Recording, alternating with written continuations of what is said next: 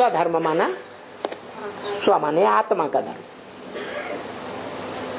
आत्मा की पहचान किससे मिलती है? आत्मा के बाप से। जो बाप का धर्म सो हमारा धर्म। तो बाप का धर्म क्या है? बाप का धर्म है ज्ञान देना, ज्ञान का बीज बोना, और उसके बाद ज्ञान का वर्षा देने के बाद 5000 वर्ष के लिए परम धाम में जाके बैठ जाना। लेकिन बाप प्रवृत्ति मार्ग की शिक्षा देते हैं या निवृत्ति मार्ग की शिक्षा देते हैं? तो वो बाप सुप्रीम सोल स्वयं तो निवृत्त होकर के आत्मलोक में जाके बैठता है, लेकिन हम बच्चों को शिक्षा क्या देता है? प्रवृत्ति में रहो। जो सन्यासियों की वृत्ति है उसमें नहीं रहना है, प्रवृत्ति मार्ग को नहीं छोड़ना है। प्रवृत्ति मार्ग का पक्का यादगार शिव के मंदिर में रखा हुआ है। क्या? शिवलिंग जो जलाधारी में रखा हुआ है। जलाधारी माता का रूप है, लिंग पिता का रूप है। ये साथ रहने चाहिए प्रैक्टिकल जीवन में, लेकिन मन बुद्धि से उपराम होकर के रहना है। ये बात हमको सुप्रीम सोल सिखाता है। ये नहीं कहता कि जैसा मैं करता हूं वैसा करो।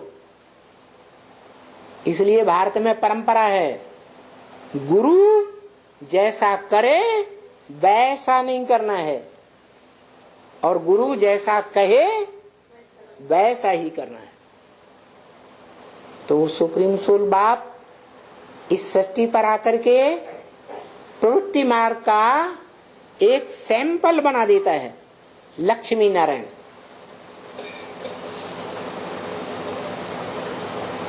ये लक्ष्मी नारायण जो सैंपल है, जिसको देवी देवता सनातन धर्म का मूल कहें, जिनका कॉम्बिनेशन विष्णु पद कहा जाता है, ये विष्णु पद हमारा लक्ष्य है मनुष्य जीवन का। कैसा बनना है? लक्ष्मी नारायण जैसा प्रवृत्ति मार्ग का पक्का बनना है। वो संपन्न रूप है। और लक्ष्मी नारायण का पुरुषार्थी रूप क्या है? शंकर पार्वती। वो शंकर पुरुषार्थी है याद का। पार्वती भी शंकर की याद में रमी हुई है, इसलिए उसका नाम रमा है। तो ये प्रवृत्ति मार्ग का पक्का रूप है, जिसको हम कहते हैं त्वमेव माता च पिता त्वमेव। मंदिर में जाते हैं, शिव के मंदिर में किसको कहते हैं? तू ही मेरी माता है, तू ही मेरा पिता है। किसको कहते हैं? अरे आसपास मंदिर में बैठे हुए देवताओं को कहते हैं।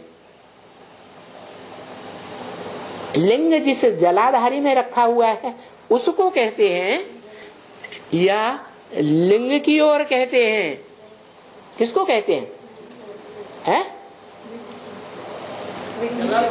लिंग की ओर हाथ जोड़ के कहते हैं त्वमेव माता च पिता त्वमेव। तू ही मेरी आत्मा। तू जो है वो मेरी माता भी है, पिता भी है। तो कोई इस रूप में नहीं समझता दुनिया में। कोई भारतवासी नहीं जानता कि शिवलिंग कैसे हमारी माता और पिता दोनों है, क्योंकि लिंग रूप में 5 तत्वों का पुतला है। कैसा पुतला?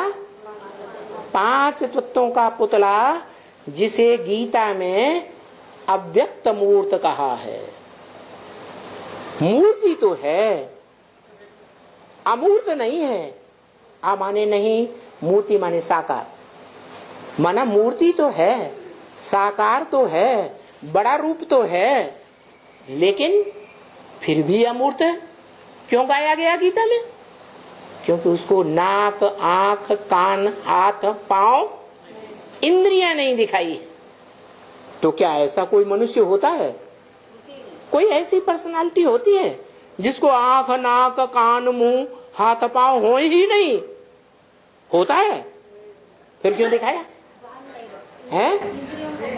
हाँ, ये यादगार दिखाई है संपन्न रूप की, कि जब वो आत्मा पुरुषार्थ करते करते संपन्न स्टेज में पहुंच जाती है तो सिर्फ ज्योति बिंदु बन जाती है।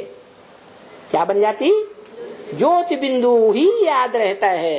ये इंद्रियां याद नहीं आती है। इंद्रियों का जो संग करता है इंद्रियों से, वो संग भी इंद्रियों का याद नहीं आता है। इसलिए वो संपन्न आत्मा है। ऐसी संपन्न आत्मा बनने का लक्ष्य रखना है। कैसा लक्ष्य? कि कर्मेंद्रियों से कर्म करते हुए भी कर्मेंद्रियों के सुख की याद न रहे, कर्मेंद्रियों की भी याद न रहे, एकदम उपराम स्टेज हो जाए। तो बताओ